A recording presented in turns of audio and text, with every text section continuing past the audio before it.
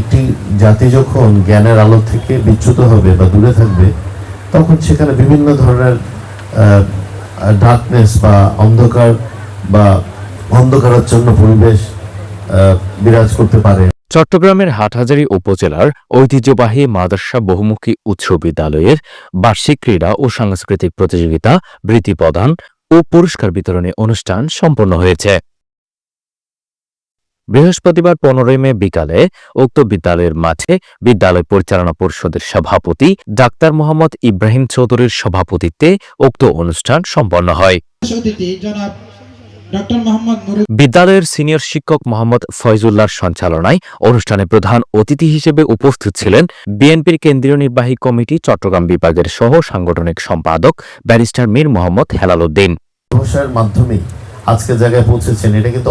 অনুষ্ঠানে বিশেষ অতিথি হিসেবে উপস্থিত ছিলেন চট্টগ্রাম বিশ্ববিদ্যালয়ের আরবি বিভাগের প্রফেসর ডক্টর মোহাম্মদ ইসমাইল চৌধুরী, চট্টগ্রাম এনায়েত বাজার মহিলা কলেজের সাবেক বাংলা বিভাগের বিভাগীয় প্রধান প্রফেসর রোকেয়া বেগম, সীতাকুণ্ড উপজেলা স্বাস্থ্য ও পরিবার পরিকল্পনা কর্মকর্তা ডাক্তার মোহাম্মদ নুরুদ্দিন, বিদ্যালয়ের অ্যাডহক কমিটির সদস্য নুরুল আলম মফিজ, হাটহাজারী উপজেলা বিএনপির সদস্য সচিব ও সাবেক চেয়ারম্যান মোহাম্মদ গিয়াসউদ্দিন, চট্টগ্রাম নৌবাহিনী কলেজের সহযোগী অধ্যাপক প্রফেসর মোহাম্মদ ইকবাল, হাটহাজারী পৌরসভা বিএনপির সিনিয়র যুগ্ম আহ্বায়ক এম এ শুক্কুর সহ আর অনেকে। অনুষ্ঠানে স্বাগত বক্তব্য রাখেন বিদ্যালয়ের ভারপ্রাপ্ত প্রধান শিক্ষক দীপাল চন্দ্র শীল। পরে বিদ্যালয়ে যারা বিভিন্ন ইভেন্টে কৃতিত্বের স্বাক্ষর রেখেছেন তাদের হাতে সম্মাননা স্মারক ও পুরস্কার তুলে দেন আমন্ত্রিত অতিথিবৃন্দ। সেটা হলো ওনারা ওই পাঠ্যপুস্তকের বাইরে কোনো কিছুই পড়তে চাচ্ছেন না, জানতে চাচ্ছেন না, বুঝতে চাচ্ছেন না। তো এই জায়গাটাতে একটি জাতির জন্য কিন্তু খুব বিপজ্জনক, কারণ একটি জাতি যখন জ্ঞানের আলো থেকে বিচ্যুত হবে বা দূরে থাকবে, তখন সেখানে বিভিন্ন ধরনের অন্ধকারাচ্ছন্ন পরিবেশ বিরাজ করতে পারে বা এটার উপর আসতে পারে।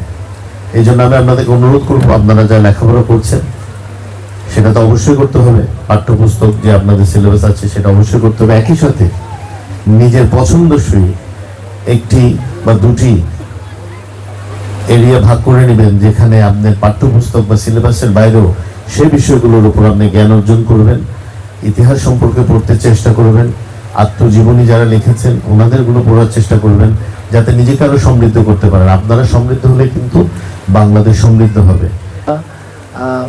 গাড়িতে একজন বয়স্ক মানুষকে সিট ছেড়ে দিচ্ছে কিনা, রাস্তায় কষ্টকর জিনিস পড়ে আছে সেটা সরাচ্ছে কিনা, বড়দের সম্মান করে কিনা, ছোটদের আদর করে কিনা,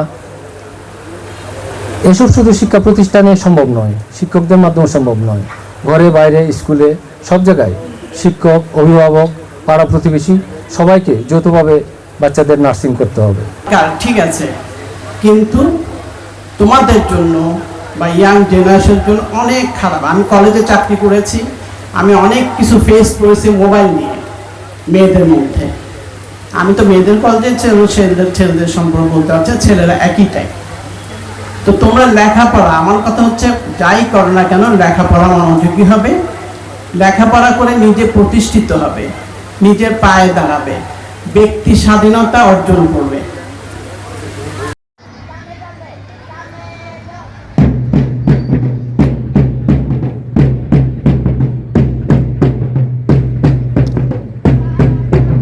আমরা দেখতে পাচ্ছি